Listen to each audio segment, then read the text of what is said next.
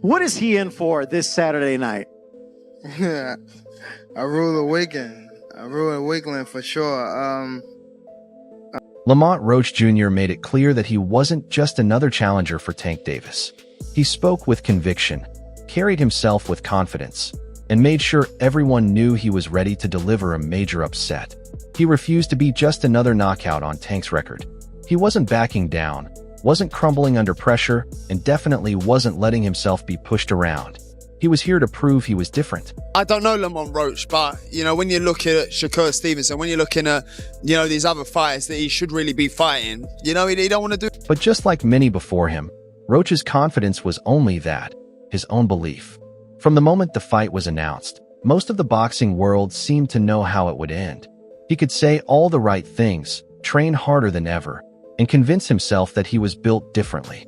But when the bell rang, he found himself standing across from a relentless force, and reality set in. Sure, soften them up, then fry them. Davis had already established himself as one of the most feared punchers in the sport. He wasn't just knocking opponents out, he was breaking their spirit, ending careers, and leaving fighters questioning themselves. Roach brought up names like Ryan Garcia and Isaac Cruz, fighters who were also confident they could handle the challenge. They had their own strategies, their own belief that they could withstand the storm. The boxing fans is kind of hypocritical when they beg for fighters that they're to be great, but if they see it from your point of view instead of Gervonta being frustrated with Roach had promised he wouldn't break, mentally or physically. He spoke about his elite boxing skills and how he would be the one to solve the Tank Davis puzzle. But deep down, even his most hopeful supporters had to sense the reality. This was a super featherweight champion moving up to face one of the sport's most dangerous punchers.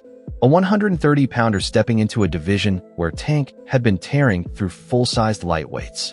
The only question left was how long Roach could last and how much punishment he was willing to endure before the inevitable happened. Fight a rematch and beat him again. Obviously, you want to fight the other champs at 135, right? Let's say that scenario happens and Shakur should be on. Roach made it clear that he didn't care about the doubts surrounding his chances. He brushed off the critics, ignored the skeptics, and insisted he wasn't interested in hearing why he couldn't win.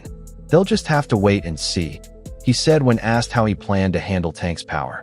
He truly believed his moment was coming, that this was his chance to prove he was more than just a solid champion from the lower weight classes. But once again, that was just his belief. The real question wasn't whether Roach could win, it was how he would react when he got hit clean. Would he grit his way to the final bell like Pitbull Cruz?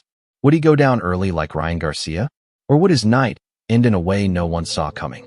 Once those questions were answered, the conversation quickly shifted. Not necessarily carry over into fight night. For me, because Tank's victory was no surprise. The real conversation was about what came next. Shakur Stevenson wasted no time jumping in.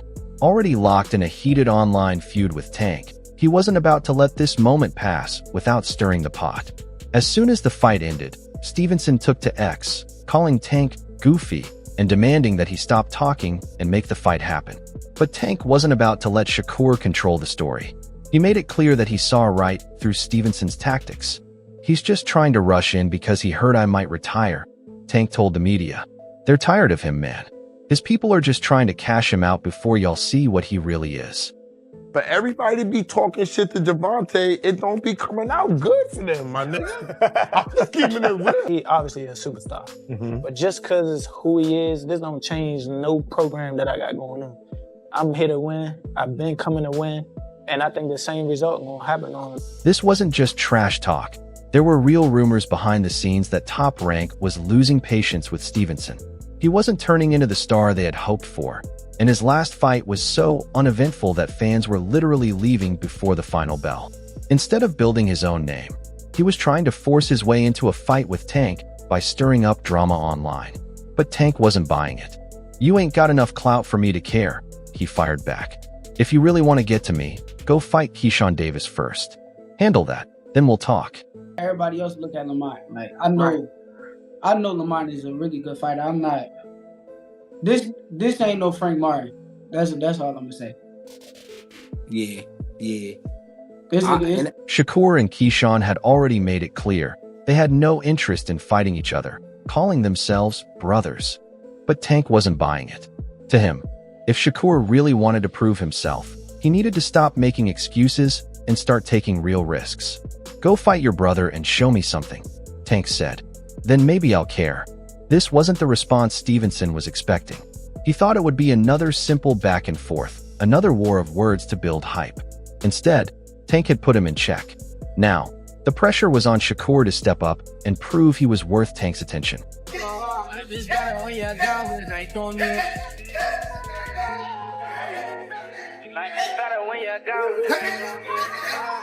Meanwhile, Lamont Roach Jr. was already looking ahead. The loss to Tank didn't define him. He had more to prove. Even before the fight, he had talked about facing Jose Rio Valenzuela, and now that he was back at 130 pounds, that plan was still in motion. Valenzuela was coming off a career-changing win over Edwin de Los Santos and was looking for another high-profile opponent. Despite his defeat, Roach still had name recognition and held the WBA super featherweight title, making this a logical fight for both men. Roach had just faced the toughest challenge of his career, but he wasn't dwelling on it. He still believed in himself, still saw himself as a world-class fighter. Now, instead of reflecting on what went wrong, he was ready to get back to doing what he did best, taking on opponents in his own weight class.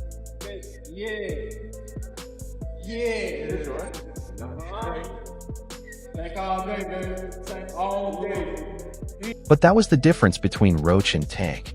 Roach could take a loss and keep moving forward. Tank couldn't. Every fight, every decision, every moment had to be carefully planned. He wasn't just a fighter, he was a business.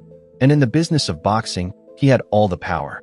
If Tank wanted to fight Shakur, he could. If he wanted to take on Keyshawn, that was an option too. If he decided to skip them both and go straight for a mega fight with Devin Haney, nothing was stopping him. One thing was certain, Tank was still the king. And for everyone chasing him, from Shakur to Keyshawn to the rest of the lightweight division, the road to the top still ran through him. Lamont Roach saw something that many before him had overlooked.